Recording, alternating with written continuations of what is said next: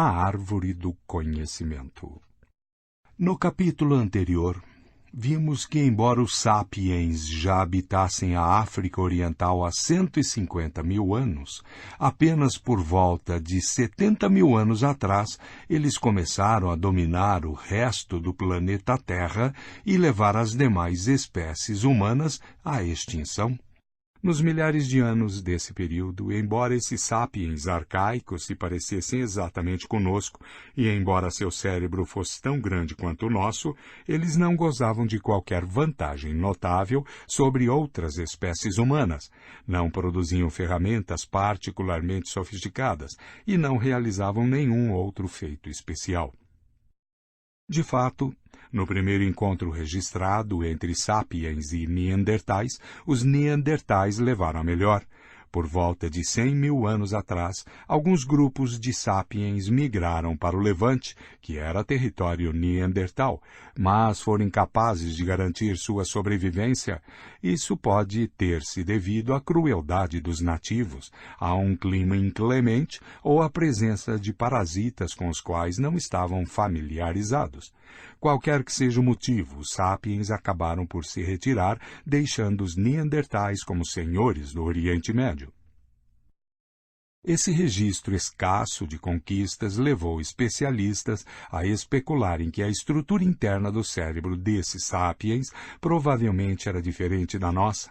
Eles se pareciam conosco, mas suas capacidades cognitivas, aprendizado, memória, comunicação, eram muito mais limitadas. Ensinar português a um desses sapiens antigos, persuadi-lo da verdade do dogma cristão ou fazê-lo entender a teoria da evolução, provavelmente teriam sido tarefas infrutíferas. Por outro lado, teríamos muita dificuldade para aprender sua linguagem e compreender seu modo de pensar. Mas então, a partir de 70 mil anos atrás, o Homo sapiens começou a fazer coisas muito especiais. Nessa época, bandos de sapiens deixaram a África pela segunda vez. Dessa vez, eles expulsaram os neandertais e todas as outras espécies humanas, não só do Oriente Médio, como também da face da Terra. Em um período incrivelmente curto, os sapiens chegaram à Europa e ao leste da Ásia. Há aproximadamente 45 mil anos, conseguiram atravessar um mar aberto e chegaram à Austrália, um continente até então intocado por humanos. O período de 70 mil anos atrás a 30 mil anos atrás testemunhou a invenção de barcos, lâmpadas a óleo, arcos e flechas e agulhas, essenciais para costurar roupas quentes. Os primeiros objetos que podem ser chamados de arte e joalheria datam dessa era, assim como os primeiros indícios incontestáveis de religião, comércio e estratificação social. 4. Estatueta em marfim de um homem-leão, ou mulher-leoa, da caverna de Stadel, na Alemanha. Aproximadamente 32 mil anos atrás. O corpo é humano, mas a cabeça é leonina. Este é um dos primeiros exemplos indiscutíveis de arte e provavelmente de religião e da capacidade da mente humana de imaginar coisas que não existem de fato.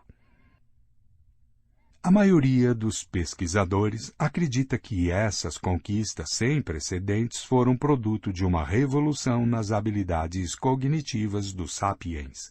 Eles sustentam que os indivíduos que levaram os neandertais à extinção, que se instalaram na Austrália e que esculpiram o homem-leão de Stadel, eram tão inteligentes, criativos e sensíveis como nós.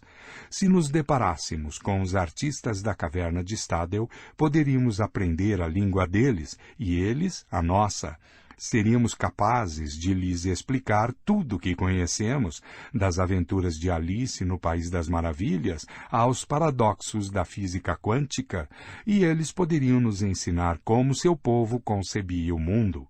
O surgimento de novas formas de pensar e se comunicar entre 70 mil anos atrás a 30 mil anos atrás constitui a revolução cognitiva. O que a causou? Não sabemos ao certo. A teoria mais aceita afirma que mutações genéticas acidentais mudaram as conexões internas do cérebro dos sapiens, possibilitando que pensassem de uma maneira sem precedentes e se comunicassem usando um tipo de linguagem totalmente novo. Poderíamos chamá-las de mutações da árvore do conhecimento, porque ocorreram no DNA dos sapiens e não no DNA dos neandertais? Até onde pudemos verificar, foi uma questão de puro acaso. Mas é mais importante entender as consequências das mutações da árvore do conhecimento do que suas causas. O que havia de tão especial na nova linguagem dos sapiens que nos permitiu conquistar o mundo? Essa não foi a primeira linguagem. Todos os animais têm alguma forma de linguagem.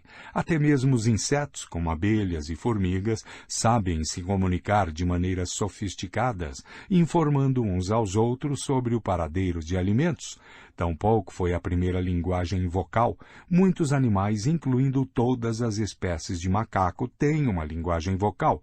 Por exemplo, macacos verdes usam gritos de vários tipos para se comunicar. Os zoólogos identificaram um grito que significa cuidado, uma águia. Um grito um pouco diferente alerta cuidado, um leão.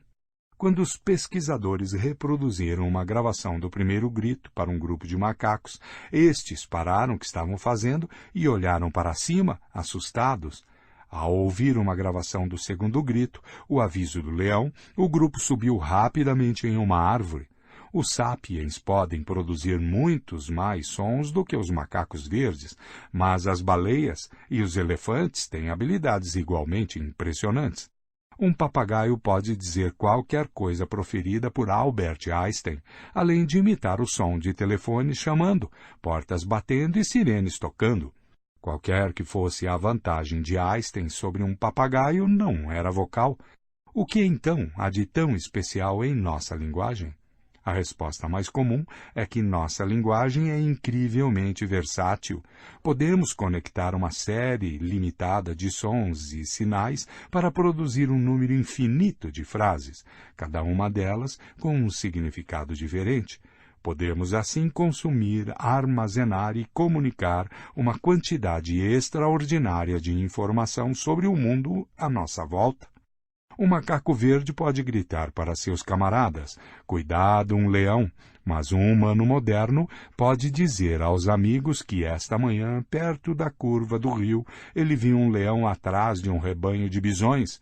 Pode então descrever a localização exata, incluindo os diferentes caminhos que levam à área em questão. Com essas informações, os membros do seu bando podem pensar juntos e discutir se devem se aproximar do rio, expulsar o leão e caçar os bisões.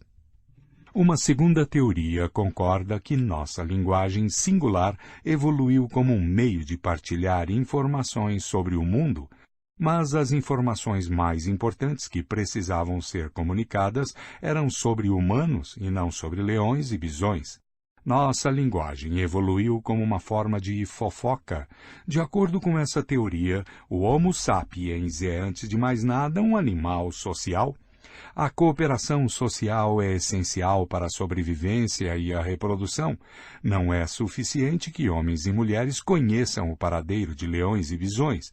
É muito mais importante para eles saber quem em seu bando odeia quem está dormindo com quem é honesto e quem é trapaceiro. A quantidade de informações que é preciso obter e armazenar a fim de rastrear as relações sempre cambiantes, até mesmo de umas poucas dezenas de indivíduos, é assombrosa. Em um bando de 50 indivíduos, há 1.225 relações de um para um e incontáveis combinações sociais mais complexas. Todos os macacos mostram um ávido interesse por tais informações sociais, mas eles têm dificuldade para fofocar de fato. Os neandertais e os Homo sapiens arcaicos provavelmente também tiveram dificuldade para falar pelas costas uns dos outros. Uma habilidade muito difamada que, na verdade, é essencial para a cooperação em grande número. As novas habilidades linguísticas que os sapiens modernos adquiriram há cerca de 70 milênios permitiram que fofocassem por horas a fio.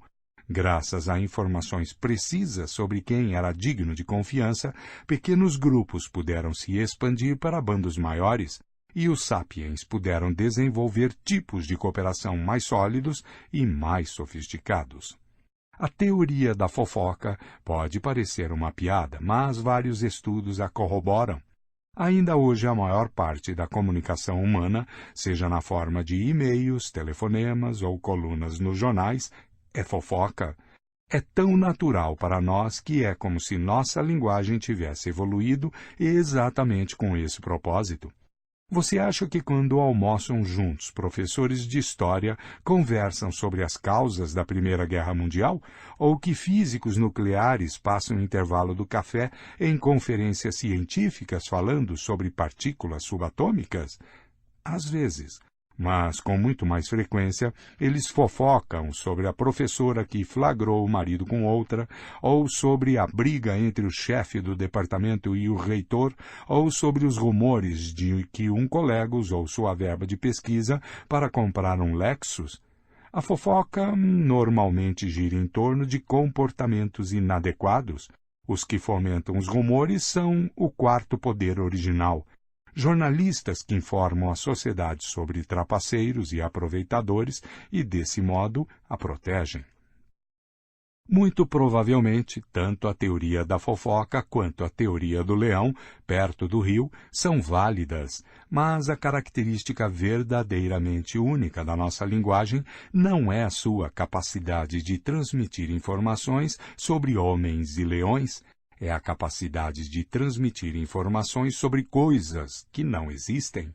Até onde sabemos, só os sapiens podem falar sobre tipos e mais tipos de entidades que nunca viram, tocaram ou cheiraram. Lendas, mitos, deuses e religiões apareceram pela primeira vez com a Revolução Cognitiva. Antes disso, muitas espécies animais e humanas foram capazes de dizer: cuidado, um leão. Graças à revolução cognitiva, o Homo sapiens adquiriu a capacidade de dizer: o leão é o espírito guardião da nossa tribo. Essa capacidade de falar sobre ficções é a característica mais singular da linguagem dos sapiens. É relativamente fácil concordar que só o Homo sapiens pode falar sobre coisas que não existem de fato e acreditar em meia dúzia de coisas impossíveis antes do café da manhã. Você nunca convencerá um macaco a lhe dar uma banana prometendo a ele bananas ilimitadas após a morte no céu dos macacos. Mas isso é tão importante? Afinal, a ficção pode ser perigosamente enganosa ou confusa. As pessoas que vão à floresta à procura de fadas e unicórnios parecem ter uma chance menor de sobrevivência do que as que vão à procura de cogumelos e cervos. E se você passa horas rezando para espíritos guardiães inexistentes, não está perdendo um tempo precioso, tempo que seria mais bem utilizado procurando comida, guerreando e copulando? Mas a ficção nos permitiu não só imaginar coisas, como também fazer isso coletivamente. Podemos tecer mitos partilhados, tais como a história bíblica da criação, os mitos do tempo do sonho dos aborígenes australianos e os mitos nacionalistas dos estados modernos. Tais mitos dão aos sapiens a capacidade sem precedentes de cooperar de modo versátil, em grande número. Formigas e abelhas também podem trabalhar juntas em grande número, mas elas o fazem de maneira um tanto rígida e apenas com parentes próximos. Lobos e chimpanzés cooperam de forma muito mais versátil do que formigas, mas só o fazem com um pequeno número de outros indivíduos que eles conhecem intimamente. Os sapiens podem cooperar de maneiras extremamente flexíveis com um número incontável de estranhos. É por isso que os sapiens governam o mundo, ao passo que as formigas comem nossos restos e uns chimpanzés estão trancados em zoológicos e laboratórios de pesquisa. A lenda da Peugeot. Nossos primos chimpanzés normalmente vivem em pequenos bandos de várias dezenas de indivíduos. Eles formam fortes laços de amizade, caçam juntos e lutam lado a lado contra babuínos, guepardos e chimpanzés inimigos. Sua estrutura social tende a ser hierárquica. O membro dominante, que quase sempre é um macho, é denominado macho alfa. Outros machos e fêmeas demonstram sua submissão ao macho alfa, curvando-se diante dele enquanto emitem grunhidos, de modo não muito diferente de súditos humanos se ajoelhando diante de um rei. O macho alfa se esforça para manter a harmonia social em seu bando. Quando dois indivíduos brigam, ele intervém e impede a violência. Em uma atitude menos benevolente, ele pode monopolizar alimentos particularmente cobiçados e evitar que machos de postos inferiores na hierarquia acasalem com as fêmeas. Quando dois machos estão disputando a posição de alfa, eles normalmente fazem isso formando grandes coalizões de apoiadores, tanto machos quanto fêmeas dentro do grupo. Os laços entre os membros da coalizão se baseiam em contato íntimo diário, abraçar, tocar, beijar, alisar e fazer favores mútuos. Assim como os políticos humanos em campanha eleitoral saem por aí distribuindo apertos de mão e beijando bebês, também os aspirantes à posição superior em um grupo de chimpanzés passam muito tempo abraçando, dando tapinhas nas costas e beijando filhotes. O macho alfa normalmente conquista essa posição não porque seja fisicamente mais forte, mas porque lidera uma coalizão grande e estável. Essas coalizões exercem um papel central não só durante as lutas pela posição de alfa, como também em quase todas as atividades cotidianas. Membros de uma mesma coalizão passam mais tempo juntos, partilham alimentos e ajudam uns aos outros em momentos de dificuldade. Há limites claros ao tamanho dos grupos que podem ser formados e mantidos de tal forma. Para funcionar, todos os membros de um grupo devem conhecer uns aos outros intimamente. Dois chimpanzés que nunca se encontraram, nunca lutaram e nunca se alisaram mutuamente não saberão se podem confiar um no outro, se valerá a pena ajudar um ao outro, nem qual deles é superior na hierarquia. Em condições normais, um típico bando de chimpanzés consiste de 20 a 50 indivíduos. À medida que o número em um bando de chimpanzés aumenta, a ordem social se desestabiliza, levando enfim à ruptura e à formação de um novo bando por alguns dos animais. Apenas em alguns casos, os zoólogos observavam grupos maiores que 100. Grupos separados raramente cooperam e tendem a competir por território e por alimentos. Os pesquisadores documentaram guerras prolongadas entre grupos e até mesmo um caso de atividade genocida, em que um bando assassinou sistematicamente a maioria dos membros de um bando vizinho. Padrões similares provavelmente dominaram a vida social dos primeiros humanos, incluindo o Homo sapiens arcaico. Os humanos, como os chimpanzés, têm instintos sociais que possibilitaram aos nossos ancestrais construir amizades e hierarquias e caçar ou lutar juntos. No entanto, como os instintos sociais dos chimpanzés, os dos humanos só eram adaptados para pequenos grupos íntimos. Quando o grupo ficava grande demais, sua ordem social se desestabilizava e o bando se dividia. Mesmo se um vale particularmente fértil pudesse alimentar 500 sapiens arcaicos, não havia jeito de tantos estranhos conseguirem viver juntos. Como poderiam concordar sobre quem deveria ser o líder, quem deveria caçar onde ou quem deveria acasalar com quem? Após a revolução cognitiva, a fofoca ajudou o Homo sapiens a formar bandos maiores e mais estáveis, mas até mesmo a fofoca tem seus limites. Pesquisas sociológicas demonstraram que o tamanho máximo, natural, de um grupo unido por fofoca é de cerca de 150 indivíduos. A maioria das pessoas não consegue nem conhecer intimamente, nem fofocar efetivamente sobre mais de 150 seres humanos.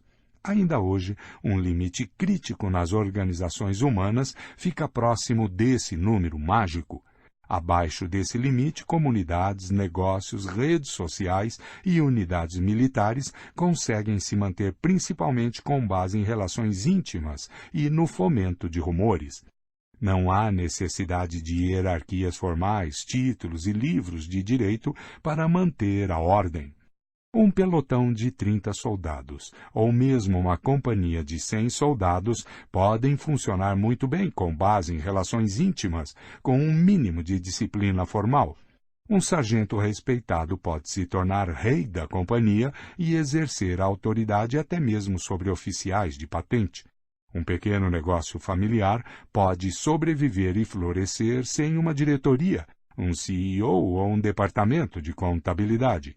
Mas, quando o limite de 150 indivíduos é ultrapassado, as coisas já não podem funcionar dessa maneira. Não é possível comandar uma divisão com milhares de soldados da mesma forma que se comanda um pelotão. Negócios familiares de sucesso normalmente enfrentam uma crise quando crescem e contratam mais funcionários. Se não forem capazes de se reinventar, acabam falindo. Como o Homo sapiens conseguiu ultrapassar esse limite crítico, fundando cidades com dezenas de milhares de habitantes e impérios que governam centenas de milhões? O segredo foi, provavelmente, o surgimento da ficção.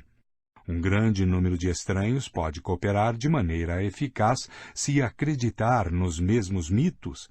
Toda cooperação humana em grande escala, seja um Estado moderno, uma igreja medieval, uma cidade antiga ou uma tribo arcaica, se baseia em mitos partilhados que só existem na imaginação coletiva das pessoas. As igrejas se baseiam em mitos religiosos partilhados.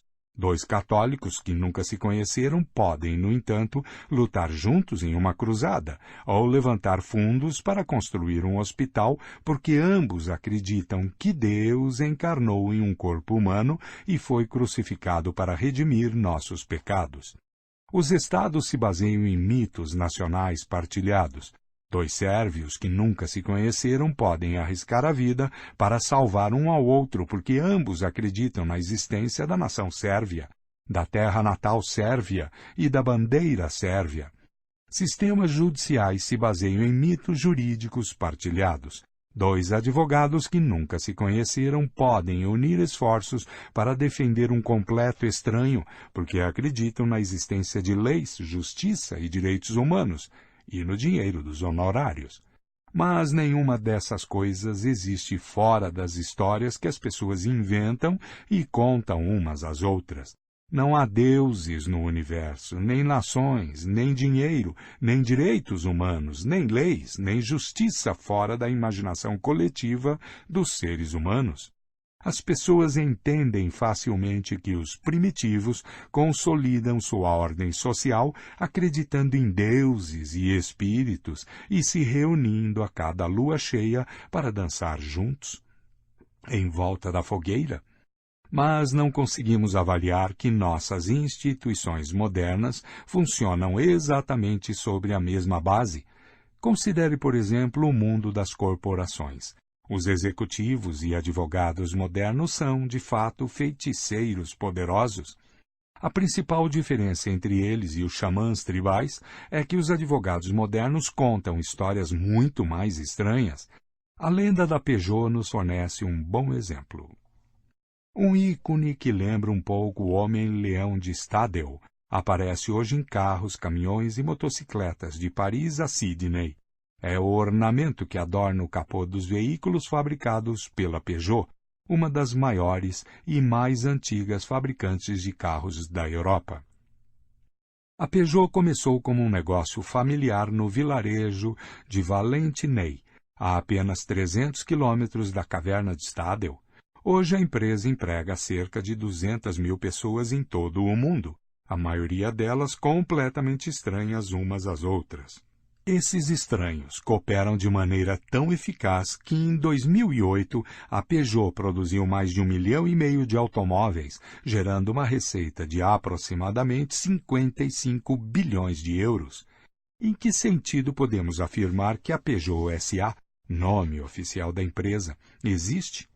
Há muitos veículos da Peugeot, mas estes, obviamente, não são a empresa. Mesmo que todos os Peugeot do mundo fossem descartados ao mesmo tempo e vendidos para o ferro velho, a Peugeot S.A. não desapareceria, continuaria a fabricar novos carros e a publicar seu relatório anual. A empresa tem fábricas, maquinário e showrooms e emprega mecânicos, contadores e secretárias, mas tudo isso junto não constitui a Peugeot. Um desastre poderia matar cada um dos empregados da Peugeot e destruir todas as suas linhas de montagem e todos os seus escritórios executivos. Mesmo assim, a empresa poderia obter empréstimos, contratar novos empregados, construir novas fábricas e comprar novo maquinário. A Peugeot tem gestores e acionistas, mas eles também não constituem a empresa. Todos os gestores poderiam ser demitidos e todas as suas ações vendidas, mas a empresa propriamente dita permaneceria intacta. Isso não significa que a Peugeot S.A. seja invulnerável ou imortal. Se um juiz ordenasse a dissolução da empresa, suas fábricas permaneceriam de pé e seus trabalhadores, contadores, gestores e acionistas continuariam a viver, mas a Peugeot S.A. desapareceria imediatamente. Em suma, a Peugeot S.A. parece não ter conexão alguma com o mundo físico. Ela existe de fato? A Peugeot é um produto da nossa imaginação coletiva. Os advogados chamam isso de ficção jurídica. Não pode ser sinalizada, não é um objeto físico, mas existe como entidade jurídica. Como você ou eu está submetida às leis dos países em que opera, pode abrir uma conta bancária e ter propriedades, paga impostos e pode ser processada até mesmo separadamente de qualquer um de seus donos ou das pessoas que trabalham para ela. A Peugeot pertence a um gênero particular de ficção jurídica chamado empresas de responsabilidade limitada. A ideia por trás de tais empresas está entre as invenções mais engenhosas da humanidade. O Homo sapiens viveu sem elas por milênios. Durante a maior parte da história de que se tem registro, a propriedade só poderia pertencer a seres humanos de carne e osso, do tipo que anda sobre duas pernas e tem cérebro grande. Se na França do século XIII Jean abrisse uma oficina para fabricar vagões, ele próprio seria o negócio. Se um vagão por ele fabricado parasse de funcionar uma semana após a compra, o comprador insatisfeito processaria Jean pessoalmente. Se Jean tomasse emprestada 1.000 moedas de ouro para abrir sua oficina e o negócio falisse, ele teria de pagar o empréstimo vendendo sua propriedade privada. Sua casa, sua vaca, sua terra. Talvez até precisasse vender seus filhos como escravos. Se não pudesse honrar a dívida, poderia ser jogado na prisão pelo Estado ou ser escravizado por seus credores. Ele era totalmente responsável, de maneira ilimitada, por todas as obrigações assumidas por sua oficina. Se tivesse vivido naquela época, você, provavelmente, pensaria 2 vezes antes de abrir um negócio próprio. E, com efeito, essa situação jurídica desencorajava o empreendedorismo. As pessoas tinham medo de começar novos negócios e assumir riscos econômicos. Dificilmente parecia valer a pena correr o risco de sua família acabar totalmente destituída. Foi por isso que as pessoas começaram a imaginar coletivamente a existência de empresas de responsabilidade limitada. Tais empresas eram legalmente independentes das pessoas que as fundavam, ou investiam dinheiro nelas, ou as gerenciavam. Ao longo dos últimos séculos, essas empresas se tornaram os principais agentes na esfera econômica, e estamos tão acostumados a elas que nos esquecemos de que existem apenas na nossa imaginação. Nos Estados Unidos, o termo técnico para uma empresa de responsabilidade limitada é corporação, o que é irônico, porque o termo deriva de corpus, corpo, em latim, exatamente aquilo de que as corporações carecem. Apesar de não ter um corpo real, O sistema jurídico norte-americano trata as corporações como pessoas jurídicas, como se fossem seres humanos de carne e osso. Também foi isso que fez o sistema jurídico francês em 1896, quando Armand Peugeot, que herdara de seus pais uma oficina de fundição de metal que fabricava molas, serrotes e bicicletas, decidiu entrar no ramo de automóveis. Para isso, ele criou uma empresa de responsabilidade limitada, batizou a empresa com seu nome, mas ela era independente dele. Se um dos carros quebrasse, o comprador poderia processar a Peugeot, e não Armand Peugeot. Se a empresa tomasse emprestados milhões de francos e então falisse, Armand Peugeot não deveria a seus credores um único franco. O empréstimo, afinal, fora concedido a Peugeot, a empresa, e não a Armand Peugeot, o Homo sapiens. Armand Peugeot morreu em 1915. A Peugeot, a empresa, continua firme e forte. Como exatamente Armand Peugeot, o homem, criou a Peugeot, a empresa? Praticamente da mesma forma como os padres e os feiticeiros criaram deuses e demônios ao longo da história e como milhares de padres católicos franceses continuaram recriando o corpo de Cristo todo domingo nas igrejas da paróquia. Tudo se resumia a contar histórias e convencer as pessoas a acreditarem nelas. No caso dos padres franceses, a história crucial foi a da vida e morte de Cristo, tal como contada pela Igreja Católica. De acordo com essa história, se um padre católico, usando suas vestes sagradas, pronunciasse solenemente as palavras certas no momento certo, o pão e o vinho mundano se transformariam na carne e no sangue de Deus. O padre exclamava, «Hoc est corpus meum», este é meu corpo, em latim, e, abracadabra, o pão se transformava no corpo de Cristo. Vendo que o padre havia observado assiduamente todos os procedimentos, milhões de católicos franceses devotos se comportavam como se Deus de fato existisse no pão e no vinho consagrados. No caso da Peugeot S.A., a história crucial foi o Código Jurídico Francês, tal como redigido pelo Parlamento francês. De acordo com os legisladores franceses, se um advogado certificado seguisse todos os rituais e liturgias adequados, escrevesse todos os discursos e juramentos requeridos em um pedaço de papel maravilhosamente decorado e afixasse sua assinatura ornamentada ao pé do documento, abracadabra, uma nova empresa era incorporada. Quando em 1896 Armand Peugeot quis criar sua empresa, ele pagou para que um advogado fizesse todos esses procedimentos sagrados, uma vez que o advogado tivesse desempenhado todos os rituais corretos e pronunciado todos os discursos e juramentos necessários, milhões de cidadãos franceses honrados se comportaram como se a empresa Peugeot realmente existisse. Contar histórias eficazes não é fácil. A dificuldade está não em contar a história, mas em convencer todos os demais a acreditarem nela. Grande parte da nossa história gira em torno desta questão. Como convencer milhões de pessoas a acreditarem em histórias específicas sobre deuses ou nações ou empresas de responsabilidade limitada? Mas, quando isso funciona, dá aos sapiens poder imenso, porque possibilita que milhões de estranhos cooperem para objetivos em comum. Tente imaginar o quão difícil teria sido criar estados ou igrejas ou sistemas jurídicos se só fôssemos capazes de falar sobre coisas que realmente existem, como rios, árvores e leões. Com o passar dos anos, as pessoas teceram uma rede incrivelmente complexa de histórias. Nessa rede, ficções como a da Peugeot não só existem, como acumulam enorme poder, têm mais poder do que qualquer leão ou bando de leões. Os tipos de coisa que as pessoas criam por meio dessa rede de histórias são conhecidos nos meios acadêmicos como ficções, construtos sociais ou realidades imaginadas.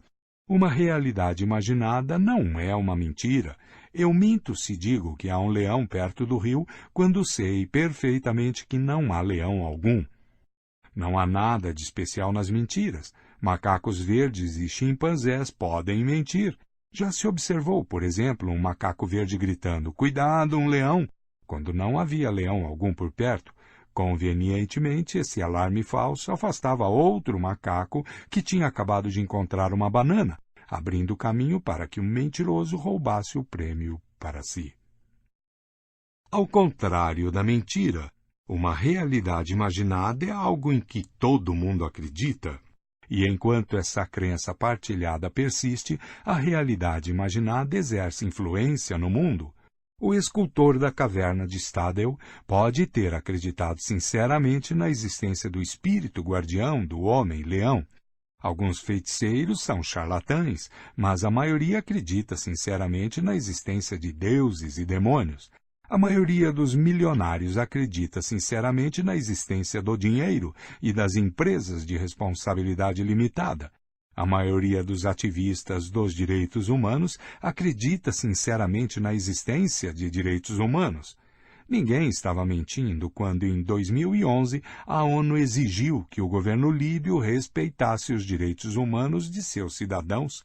Embora a ONU, a Líbia e os direitos humanos sejam todos produtos de nossa fértil imaginação. Desde a Revolução Cognitiva, os sapiens vivem, portanto, em uma realidade dual. Por um lado, a realidade objetiva dos rios, das árvores e dos leões. Por outro, a realidade imaginada de deuses, nações e corporações. Com o passar do tempo, a realidade imaginada se tornou ainda mais poderosa, de modo que hoje a própria sobrevivência de rios, árvores e leões depende da graça de entidades imaginadas, tais como deuses, nações e corporações.